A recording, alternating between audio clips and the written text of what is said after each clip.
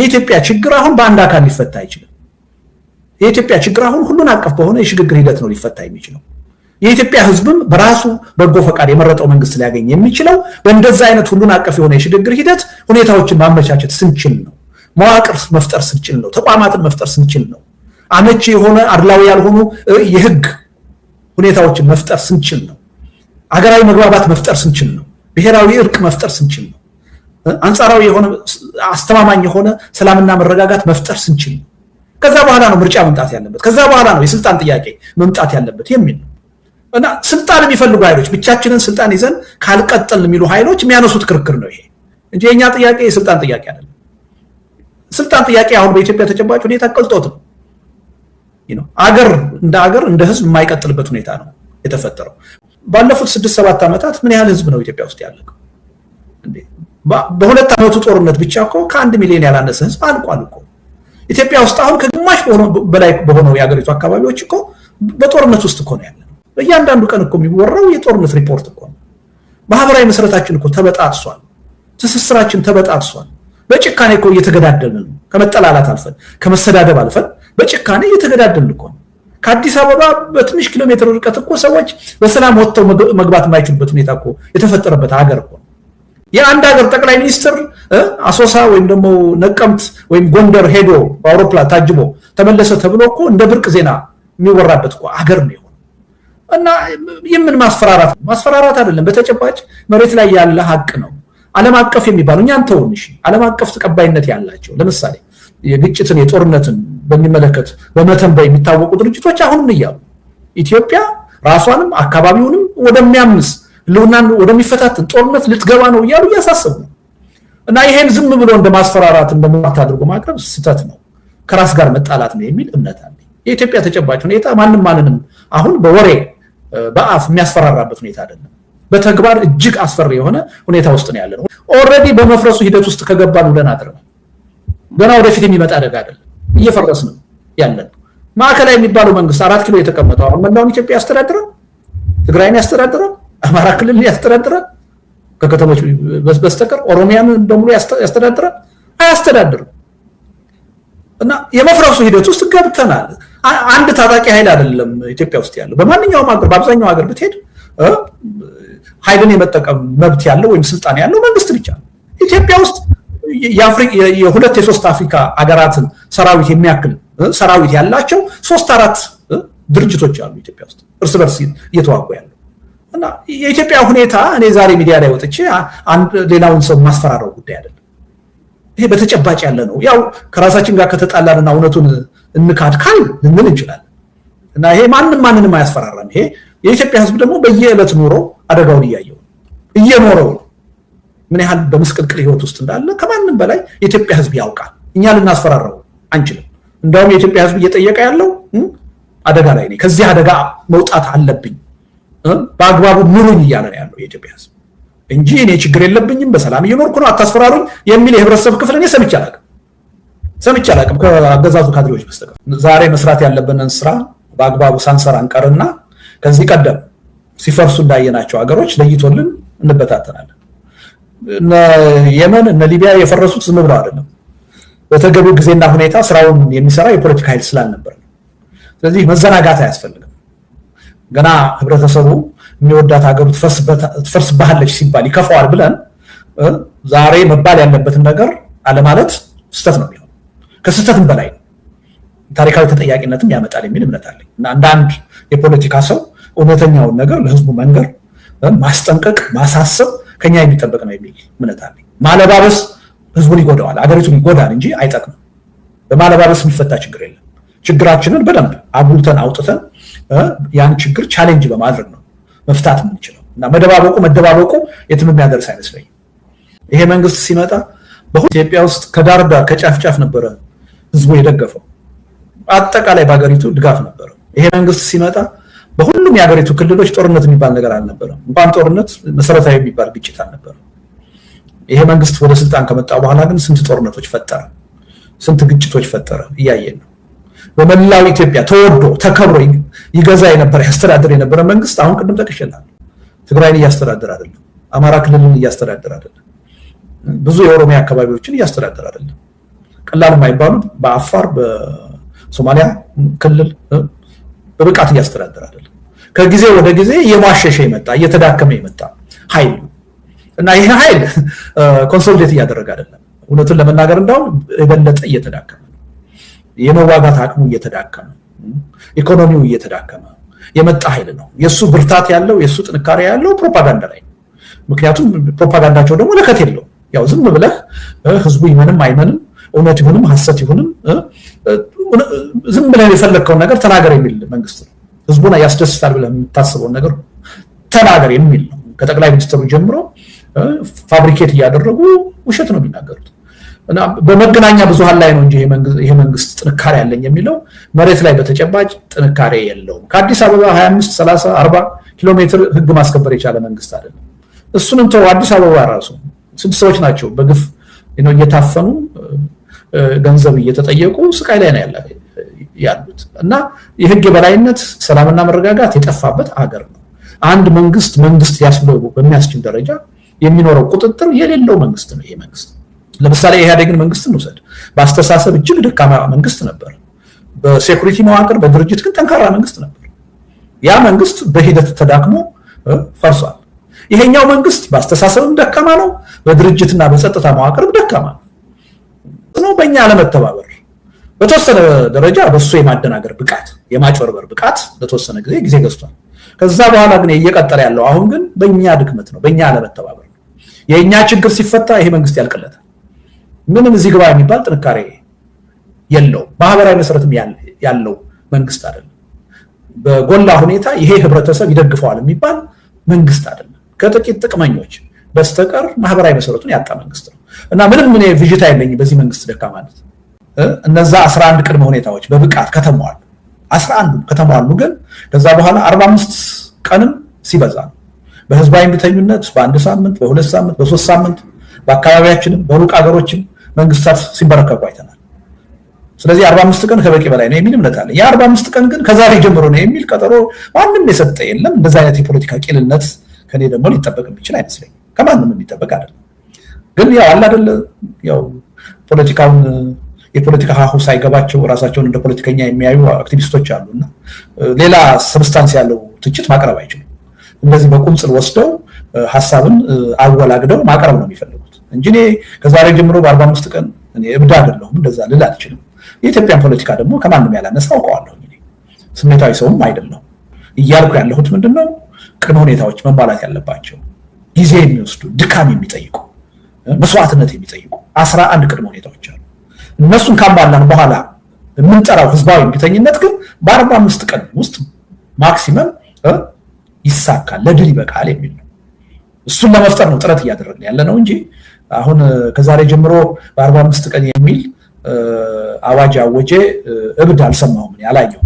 ግን እንዲህ አይነት ጥያቄና ተገቢ ያልሆነ ሲመጣ እንዳን የገባችሁ ሰዎች እና ህዝብን ወዳልተባለ ነገር ለመውሰድ ለማደናገር የሚደረግ ጥረት ሚዲያ እኮ ትልቅ ኃላፊነት አለበት ነው። እንደዚህ አልተባለም ያላግባብ አጣማችሁ አታቅርቡ መባል አለባችሁ። ሀገሪቱ ውስጥ ለምሳሌ ያለውን ችግር የአንድ ህብረተሰብ ችግር ሳይሆን የሁሉም የሀገሪቱ ህዝብ ችግር አድርጎ መቀበል ያስፈልጋል ይላል። ለምሳሌ አሁን ይሄ በከፍተኛ ፍጥነት እየተሟላ ያለ ነው። ሁለተኛ ይሄ ትግል በአንድ የፖለቲካ ኃይል ወይም ስብስብ ብቻ ሳይሆን በትብብር በጋራ ትብብር ብቻ ለድል የሚበቃ መሆኑን መተማመን ያስፈልጋል ይላል። ቅድመ ሁኔታ ውስጥ አለ። ይሄ አሁን በጣም ከፍተኛ የሆነ ፖዚቲቭ የሆነ ለውጥ አለ በዚህ ረገድ እና በተወሰኑ ደረጃ በተለይ ከህብረት ጥያቄ ጋር የተያያዙ ችግሩን አደጋውን የጋራ አድርጎ ከመያዝ ጋር በተያያዘ ለውጦች አሉ። ቀላል የማይባሉ ለውጦች አሉ። ግን አሁንም ቢሆን ከነዛ 11 ቅድመ ሁኔታዎች ውስጥ ገና ብዙ ስራ የሚጠይቁ ብዙ ድካም የሚጠይቁ ያልተሳኩ ያልተሟሉ ነገሮች አሉ። እነሱ እንዲሟሉ የሁላችንም ርብርብ ያስፈልጋል። በኢትዮጵያ ተጨባጭ አሁን ባለው ሁኔታ የትጥቅ ትግል እየተካሄደ ነው። የሰላማዊ ትግልም እየተካሄደ ነው። የኢትዮጵያ የወቅቱ የፖለቲካ ሪያሊቲ ይህን ፈጥሯል። አንድ አምባገነን ሁሉንም በኃይል አንበረክካለሁ የሚል መንግስት ባለበት ሀገር ጠበንጃ አንስተው የሚታገሉ ኃይሎች መኖራቸው አይቀሬ ነው። ይሄ በኢትዮጵያ እየታየ ነው። እኔ የፈለግኩት አንተ ፈለግከው አልፈለግከው ልናስቀረው አንችልም። የኢትዮጵያ ተጨባጭ ሁኔታ ሆኗል እና ቀላል የማይባል የህዝብ ድጋፍ አላቸው እነዚህ ትጥቅ ትግል የሚያካሂዱ ኃይሎች። ቀላል የማይባል ኃይል ነው የሚያንቀሳቀሱት። በሀገሪቱ የወደፊት ዕጣ ፈንታ ላይ ከፍተኛ የሆነ ተጽዕኖ አላቸው።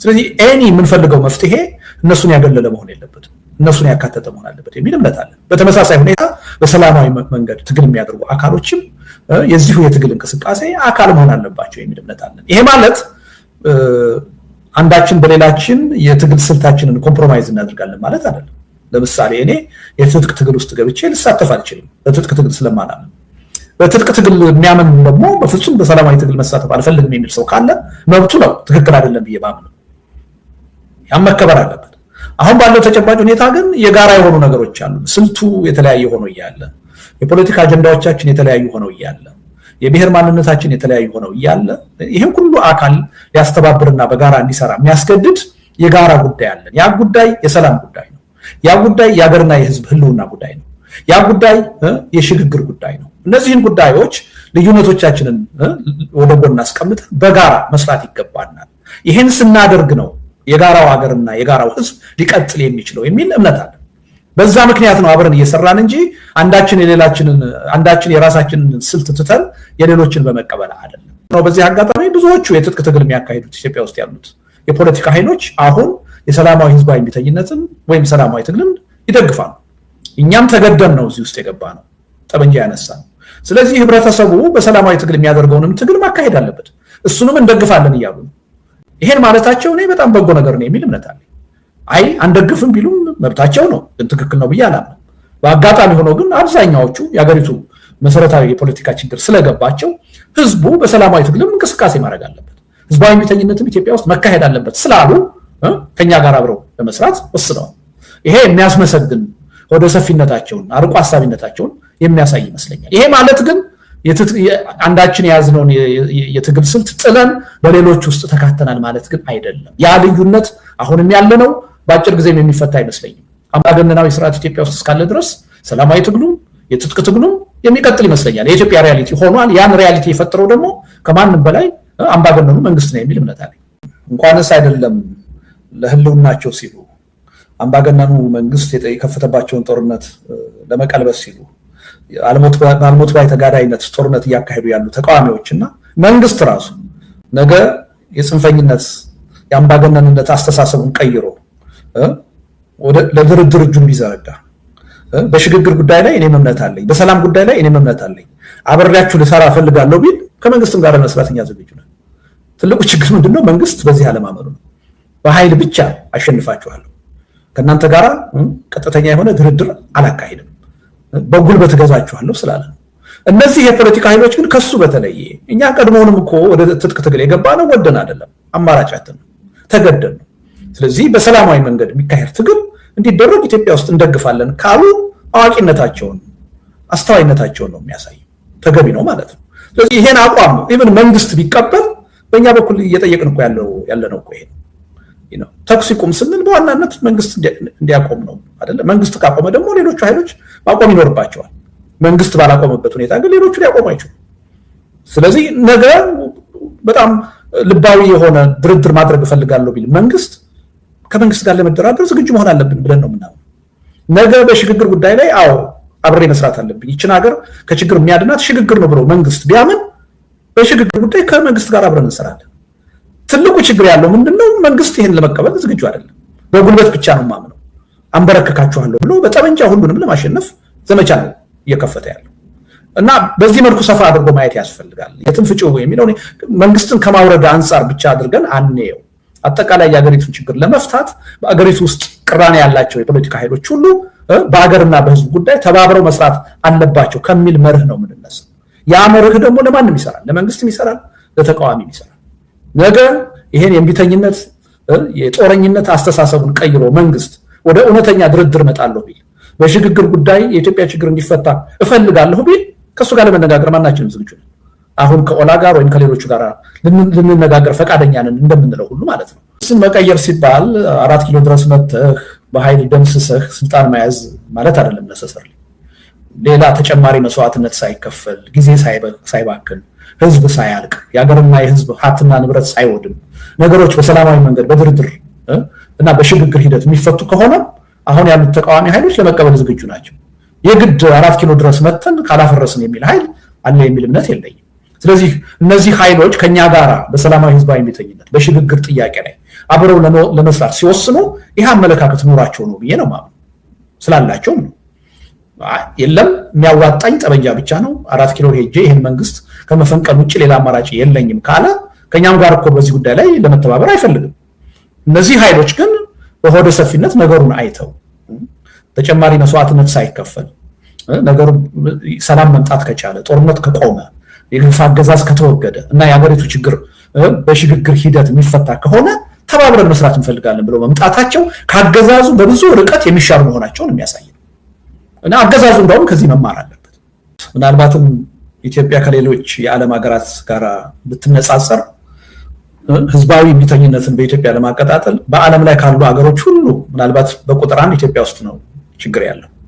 ህዝብ ጨራሽ የሆነ ፈርጀ ብዙ የሆነ ጦርነት ያለው ኢትዮጵያ ውስጥ ነው። ከፍተኛ የሆነ የኑሮ ውድነት፣ የኢኮኖሚ ምስቅልቅል፣ የማህበራዊ ምስቅልቅል ያለው ኢትዮጵያ ውስጥ ነው። ሰላም፣ መረጋጋት፣ ህዝባዊ አንድነት የጠፋው ኢትዮጵያ ውስጥ ነው። ኢትዮጵያ ከብዙ ጦርነቶች ሳትወጣ እንደገና ወደ ሌላ ህዝብ ጨራሽ የሆነ አካባቢውን ቀጠናውን ወደሚያምስ ጦርነት ደግሞ ለመግባት እየተዘጋጀች ነው። እና ይሄን ሁሉ ነገር ስናይ ከበቂ በላይ የኢትዮጵያ ህዝብ ለትግል እንዲነሳሳ የሚያደርጉ ነባራዊ ሁኔታዎች ኢትዮጵያ ውስጥ አሉ። ከበቂ በላይ ምናልባትም ከማንኛውም በዓለም ላይ አሁን ካለ አገር በላይ አሉ የሚል እምነት ነው ያለኝ። አንዱ እሱ ነው። ሌላው እነሱ እንዲፈጠሩ ነው አሁን እየሰራን ያለ ነው። ይሄ ስብስብ ላለፉት 3 ወራትም በከፍተኛ ድካም በከፍተኛ ጥረት ይህን ስራ ሲሰራ የቆየው እነዚህ ሁኔታዎች መሬት ላይ እንዲኖሩ በተጨባጭ እንዲኖሩ እና ከዚህ በኋላ ደግሞ የበለጠ ህብረተሰቡን ወደዛ አይነቱ የትግል እንቅስቃሴ የሚመራ የሚያነሳሳ ሁኔታ ለመፍጠር ነው ጥረት የምናደርገው። ያ ጥረት ደግሞ እኛ ብቻ በምናደርገው እንቅስቃሴ የሚወሰን አይደለም። ታደርጉት የሀገሪቱ ምሁራን፣ ሲቪክ ማህበራት፣ የሃይማኖት አባቶች፣ ታዋቂ ግለሰቦች እነዚህ ሁሉ በሚያደርጉት ነው ውጤታማ ሊሆን የሚችለው። ስለዚህ ይሄን ለመፍጠር ነው እየጣርን ያለ ነው እና ወደፊት የምናደርጋቸው እንቅስቃሴዎች ሁሉ ኢትዮጵያ ውስጥ አንድ ጠንካራ የሆነ ህዝባዊ ቢተኝነት እንዲቀጣጠልና ይሄ መንግስት እሺ ካላለ በህዝብ ትግል ተገዶ ለእውነተኛ ድርድር ውይይት እንዲገደድ ለውይይትና ለድርድር ራሱን ፈቃደኛም ካላደረገ ከስልጣን የሚወገድበት ሁኔታ በህዝብ ትግል እንዲመጣ ጥረት ለማድረግ ነው እየሰራን ያለ ነው። ከ2 ዓመት በፊት ስለ ህዝባዊ ቢተኝነት በእኛ በኩል ስናወራ እኔ የተለያዩ አርቲክሎችን እየጻፍኩ አሰራጭ ነበረ። ኢትዮጵያ ውስጥ አይሰራም ተቀባይነት የለውም የሚለው አስተሳሰብ በጣም የገነገነ ነበረ። አሁን በዚህ ረገድ በጣም ተጨባጭ የሆኑ ለውጦች መጥተዋል።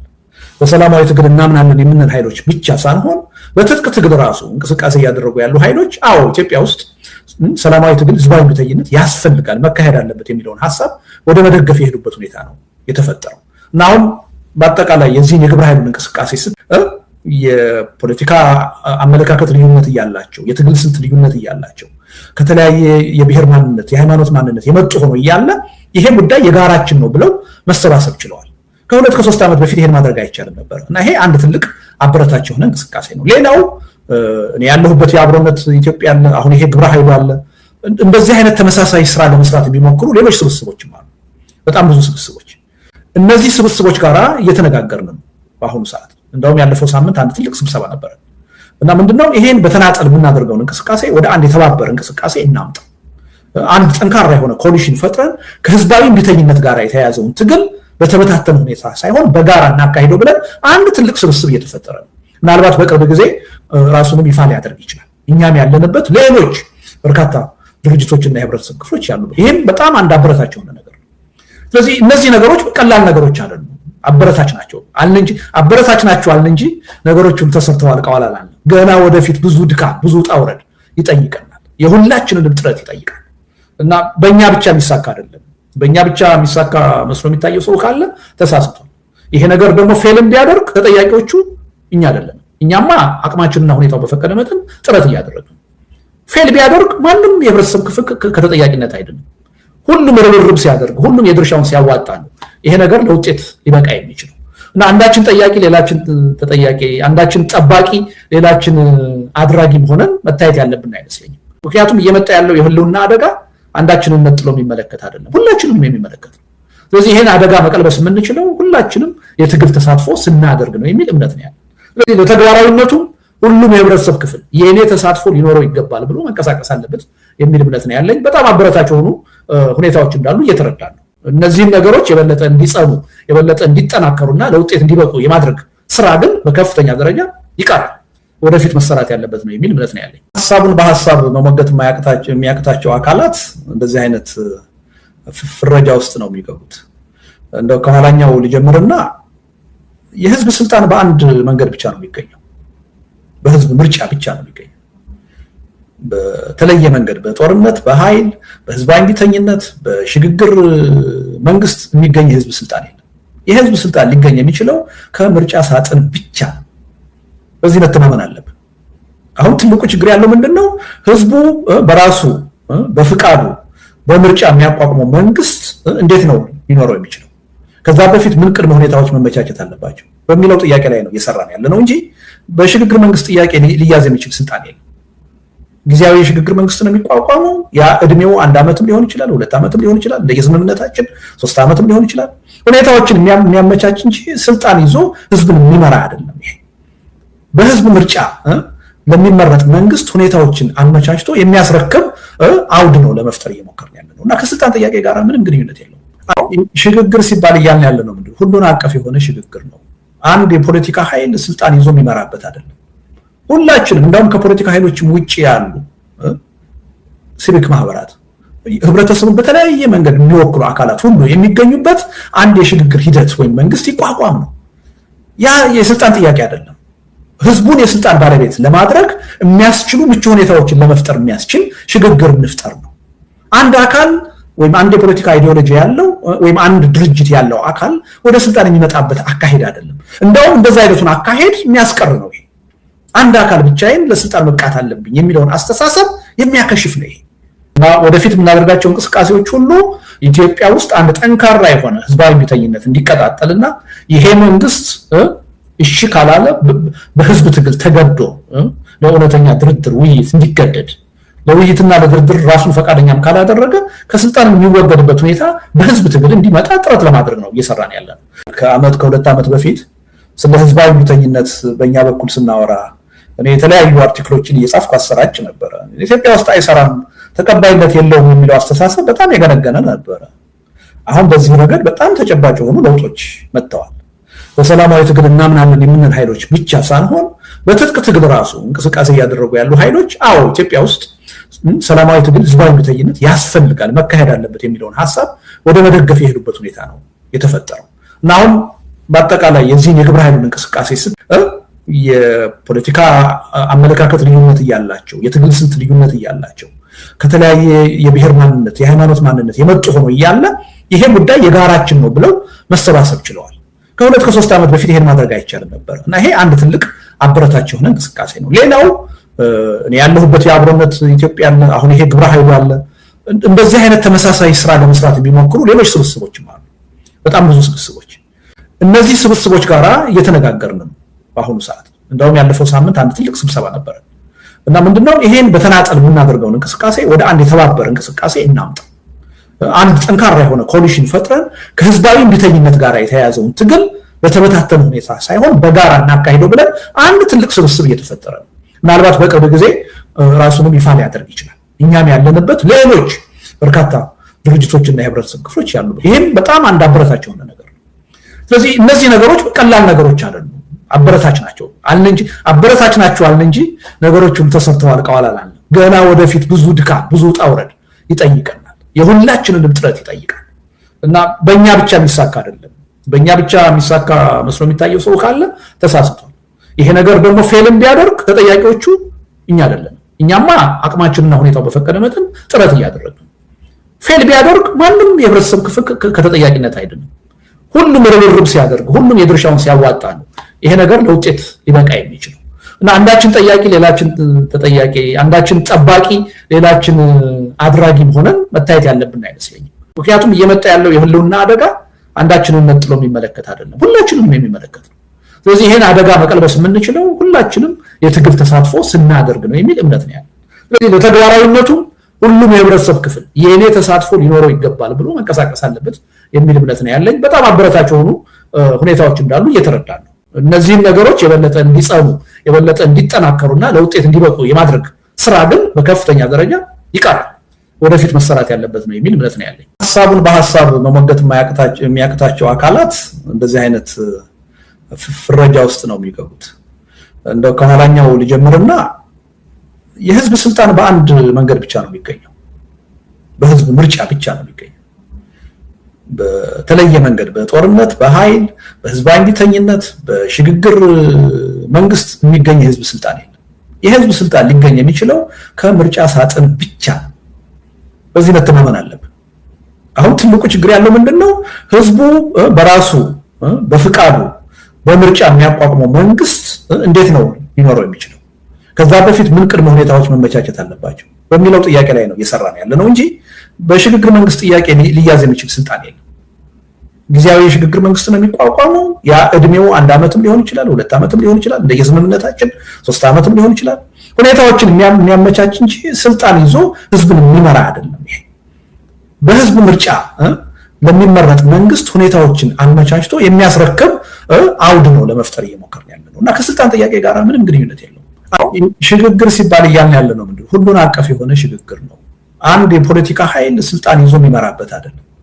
ሁላችንም እንደውም ከፖለቲካ ኃይሎችም ውጪ ያሉ ሲቪክ ማህበራት ህብረተሰቡን በተለያየ መንገድ የሚወክሉ አካላት ሁሉ የሚገኙበት አንድ የሽግግር ሂደት ወይም መንግስት ይቋቋም ነው። ያ የስልጣን ጥያቄ አይደለም። ህዝቡን የስልጣን ባለቤት ለማድረግ የሚያስችሉ ምቹ ሁኔታዎችን ለመፍጠር የሚያስችል ሽግግር እንፍጠር ነው። አንድ አካል ወይም አንድ የፖለቲካ አይዲዮሎጂ ያለው ወይም አንድ ድርጅት ያለው አካል ወደ ስልጣን የሚመጣበት አካሄድ አይደለም። እንደውም እንደዛ አይነቱን አካሄድ የሚያስቀር ነው። ይሄ አንድ አካል ብቻዬን ለስልጣን መብቃት አለብኝ የሚለውን አስተሳሰብ የሚያከሽፍ ነው። ይሄ የኢትዮጵያ ችግር አሁን በአንድ አካል ሊፈታ አይችልም። የኢትዮጵያ ችግር አሁን ሁሉን አቀፍ በሆነ የሽግግር ሂደት ነው ሊፈታ የሚችለው። የኢትዮጵያ ህዝብም በራሱ በጎ ፈቃድ የመረጠው መንግስት ሊያገኝ የሚችለው በእንደዛ አይነት ሁሉን አቀፍ የሆነ የሽግግር ሂደት ሁኔታዎችን ማመቻቸት ስንችል ነው። መዋቅር መፍጠር ስንችል ነው። ተቋማትን መፍጠር ስንችል ነው። አመቺ የሆነ አድላዊ ያልሆኑ የህግ ሁኔታዎችን መፍጠር ስንችል ነው። አገራዊ መግባባት መፍጠር ስንችል ነው። ብሔራዊ እርቅ መፍጠር ስንችል ነው። አንጻራዊ የሆነ አስተማማኝ የሆነ ሰላምና መረጋጋት መፍጠር ስንችል ነው። ከዛ በኋላ ነው ምርጫ መምጣት ያለበት። ከዛ በኋላ ነው የስልጣን ጥያቄ መምጣት ያለበት የሚል ነው እና ስልጣን የሚፈልጉ ኃይሎች ብቻችንን ስልጣን ይዘን ካልቀጠል የሚሉ ኃይሎች የሚያነሱት ክርክር ነው ይሄ እንጂ የኛ ጥያቄ የስልጣን ጥያቄ አይደለም። ስልጣን ጥያቄ አሁን በኢትዮጵያ ተጨባጭ ሁኔታ ቀልጦት ነው። አገር እንደ ህዝብ የማይቀጥልበት ሁኔታ ነው የተፈጠረው። እያስፈራራችሁ ነው የሚል ነገር ይሄ ምክንያታዊ ያልሆነ አስተሳሰብ ነው። ባለፉት 6-7 ዓመታት ምን ያህል ህዝብ ነው ኢትዮጵያ ውስጥ ያለቀው? በ2 ዓመቱ ጦርነት ብቻ እኮ ከ1 ሚሊዮን ያላነሰ ህዝብ አልቋል እኮ። ኢትዮጵያ ውስጥ አሁን ከግማሽ በላይ በሆነው የሀገሪቱ አካባቢዎች እኮ በጦርነት ውስጥ እኮ ነው ያለው። በእያንዳንዱ ቀን እኮ የሚወራው የጦርነት ሪፖርት እኮ ነው። ማህበራዊ መሰረታችን እኮ ተበጣጥሷል። ትስስራችን ተበጣጥሷል። በጭካኔ እኮ እየተገዳደልን ነው። ከመጠላላት አልፈን ከመሰዳደብ አልፈን በጭካኔ እየተገዳደልን እኮ ነው። ከአዲስ አበባ በትንሽ ኪሎ ሜትር ርቀት እኮ ሰዎች በሰላም ወጥተው መግባት የማይችሉበት ሁኔታ እኮ የተፈጠረበት ሀገር እኮ ነው። የአንድ ሀገር ጠቅላይ ሚኒስትር አሶሳ ወይም ደግሞ ነቀምት ወይም ጎንደር ሄዶ በአውሮፕላን ታጅቦ ተመለሰ ተብሎ እኮ እንደ ብርቅ ዜና የሚወራበት እኮ ሀገር ነው የሆነው። እና የምን ማስፈራራት ምን ያመጣዋል ብለህ ነው? ማስፈራራት አይደለም፣ በተጨባጭ መሬት ላይ ያለ ሀቅ ነው። ዓለም አቀፍ የሚባሉ እኛን ተውን እሺ፣ ዓለም አቀፍ ተቀባይነት ያላቸው ለምሳሌ የግጭትን የጦርነትን በሚመለከት በመተንበይ የሚታወቁ ድርጅቶች አሁንም እያሉ ኢትዮጵያ ራሷንም አካባቢውንም ወደሚያምስ ህልውናን ወደሚፈታተን ጦርነት ልትገባ ነው እያሉ እያሳሰቡ ነው። እና ይሄን ዝም ብሎ እንደማስፈራራት እንደማት አድርጎ ማቅረብ ስህተት ነው፣ ከራስ ጋር መጣላት ነው የሚል እምነት አለ። የኢትዮጵያ ተጨባጭ ሁኔታ ማንንም አሁን በወሬ በአፍ የሚያስፈራራበት ሁኔታ አይደለም። በተግባር እጅግ አስፈሪ የሆነ ሁኔታ ውስጥ ነው ያለነው። ኦልሬዲ በመፍረሱ ሂደት ውስጥ ከገባን ብለን አድረናል። ገና ወደፊት የሚመጣ አደጋ አይደለም፣ እየፈረስን ያለን። ማዕከላዊ የሚባለው መንግስት 4 ኪሎ የተቀመጠው አሁን መላውን ኢትዮጵያ ያስተዳድራል፣ ትግራይን ያስተዳድራል፣ አማራ ክልልን ያስተዳድራል፣ ከከተሞች በስተቀር ኦሮሚያን በሙሉ ያስተዳድራል? አያስተዳድርም። እና የመፍረሱ ሂደት ውስጥ ገብተናል። አንድ ታጣቂ ኃይል አይደለም ኢትዮጵያ ውስጥ ያለው። በማንኛውም ሀገር በአብዛኛው ሀገር ብትሄድ ኃይልን የመጠቀም መብት ያለው ወይም ስልጣን ያለው መንግስት ብቻ ነው። ኢትዮጵያ ውስጥ የ2-3 አፍሪካ ሀገራትን ሰራዊት የሚያክል ሰራዊት ያላቸው 3-4 ድርጅቶች አሉ ኢትዮጵያ ውስጥ እርስ በርስ እየተዋጉ ያሉ። እና የኢትዮጵያ ሁኔታ እኔ ዛሬ ሚዲያ ላይ ወጥቼ ሌላውን ሰው ማስፈራራው ጉዳይ አይደለም። ይሄ በተጨባጭ ያለ ነው። ያው ከራሳችን ጋር ከተጣላንና እውነቱን እንካድካል ልንል እንችላለን እና ይሄ ማንንም አያስፈራራም። ይሄ የኢትዮጵያ ህዝብ ደግሞ በየዕለት ኑሮ አደጋውን እየኖረው ምን ያህል በመስቀልቅል ህይወት ውስጥ እንዳለ ከማንም በላይ የኢትዮጵያ ህዝብ ያውቃል። እኛ ልናስፈራራው አንችልም። እንደውም የኢትዮጵያ ህዝብ እየጠየቀ ያለው አደጋ ላይ ነኝ፣ ከዚህ አደጋ መውጣት አለብኝ፣ በአግባቡ ምሩኝ እያለ ነው ያለው የኢትዮጵያ ህዝብ እንጂ እኔ ችግር የለብኝም በሰላም እየኖርኩ ነው አታስፈራሩኝ የሚል የህብረተሰብ ክፍል እኔ ሰምቼ አላውቅም ከአገዛዙ ካድሬዎች በስተቀር። ዛሬ መስራት ያለብንን ስራ በአግባቡ ሳንሰራ አንቀርና ከዚህ ቀደም ሲፈርሱ እንዳየናቸው ሀገሮች ለይቶልን እንበታተናለን። እነ የመን እነ ሊቢያ የፈረሱት ዝም ብለው አይደለም፣ በተገቢው ጊዜና ሁኔታ ስራውን የሚሰራ የፖለቲካ ኃይል ስላልነበር ነው። ስለዚህ መዘናጋት አያስፈልግም። ገና ህብረተሰቡ የሚወዳት ሀገሩ ትፈርስብሃለች ሲባል ይከፋዋል ብለን ዛሬ መባል ያለበትን ነገር አለማለት ስህተት ነው የሚሆነው። ከስህተትም በላይ ነው ታሪካዊ ተጠያቂነትም ያመጣል የሚል እምነት አለኝ እና አንዳንድ የፖለቲካ ሰው እውነተኛውን ነገር ለህዝቡ መንገር፣ ማስጠንቀቅ፣ ማሳሰብ ከኛ የሚጠበቅ ነው የሚል እምነት አለኝ። ማለባበስ ህዝቡን ይጎዳዋል፣ አገሪቱን ይጎዳል እንጂ አይጠቅምም። በማለባበስ የሚፈታ ችግር የለም። ችግራችንን በደንብ አጉልተን አውጥተን ያን ችግር ቻሌንጅ በማድረግ ነው መፍታት የምንችለው እና መደባበቁ የትም የሚያደርስ አይመስለኝም።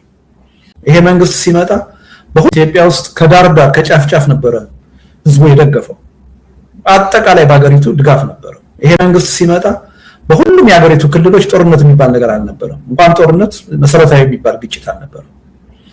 ይሄ መንግስት ወደ ስልጣን ከመጣ በኋላ ግን ስንት ጦርነቶች ፈጠረ፣ ስንት ግጭቶች ፈጠረ እያየን ነው። በመላው ኢትዮጵያ ተወዶ ተከብሮ ይገዛ የነበረ ያስተዳድር የነበረ መንግስት አሁን ቅድም ጠቅሼልሃለሁ ትግራይን እያስተዳደረ አይደለም፣ አማራ ክልልን እያስተዳደረ አይደለም፣ ብዙ የኦሮሚያ አካባቢዎችን እያስተዳደረ አይደለም። ቀላል የማይባሉ በአፋር በሶማሊያ ክልል በብቃት እያስተዳደረ አይደለም። ከጊዜ ወደ ጊዜ እየማሸሸ የመጣ እየተዳከመ የመጣ ኃይል እና ይሄ ኃይል ኮንሶሊዴት እያደረገ አይደለም። እውነቱን ለመናገር እንደውም የበለጠ እየተዳከመ ነው። የመዋጋት አቅሙ እየተዳከመ፣ ኢኮኖሚው እየተዳከመ የመጣ ኃይል ነው። የሱ ብርታት ያለው የሱ ጥንካሬ ያለው ፕሮፓጋንዳ ላይ ነው።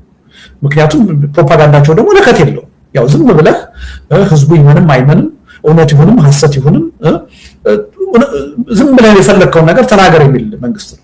ህዝቡን ያስደስታል ብለህ የምታስበውን ነገር ተናገር የሚል ነው። ከጠቅላይ ሚኒስትሩ ጀምሮ ፋብሪኬት እያደረጉ ውሸት ነው የሚናገሩት እና በመገናኛ ብዙሃን ላይ ነው እንጂ ይሄ መንግስት ጥንካሬ ያለኝ የሚለው መሬት ላይ በተጨባጭ ጥንካሬ የለውም። ከአዲስ አበባ 25 30 40 ኪሎ ሜትር ህግ ማስከበር የቻለ መንግስት አይደለም።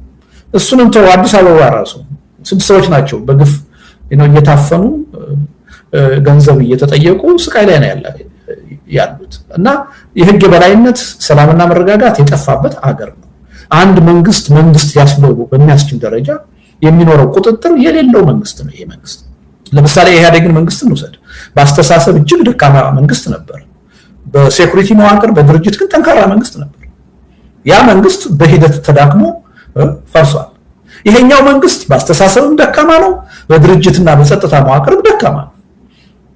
በእኛ ለመተባበር በተወሰነ ደረጃ በሱ የማደናገር ብቃት የማጭበርበር ብቃት ለተወሰነ ጊዜ ገዝቷል። ከዛ በኋላ ግን እየቀጠለ ያለው አሁን ግን በእኛ ድክመት ነው፣ በእኛ ለመተባበር ነው። የእኛ ችግር ሲፈታ ይሄ መንግስት ያልቀለታል። ምንም እዚህ ግባ የሚባል ጥንካሬ የለው፣ ማህበራዊ መሰረትም ያለው መንግስት አይደለም። በጎላ ሁኔታ ይሄ ህብረተሰብ ይደግፈዋል የሚባል መንግስት አይደለም። ከጥቂት ጥቅመኞች በስተቀር ማህበራዊ መሰረቱን ያጣ መንግስት ነው እና ምንም ምን ቪዥታ የለኝም በዚህ መንግስት ደካማነት። እነዛ 11 ቅድመ ሁኔታዎች በብቃት ከተሟሉ 11 ከተሟሉ ግን ከዛ በኋላ 45 ቀንም ሲበዛ በህዝባዊ እምቢተኝነት በአንድ ሳምንት በሁለት ሳምንት በሶስት ሳምንት በአካባቢያችንም በሩቅ ሀገሮችም መንግስታት ሲንበረከኩ አይተናል።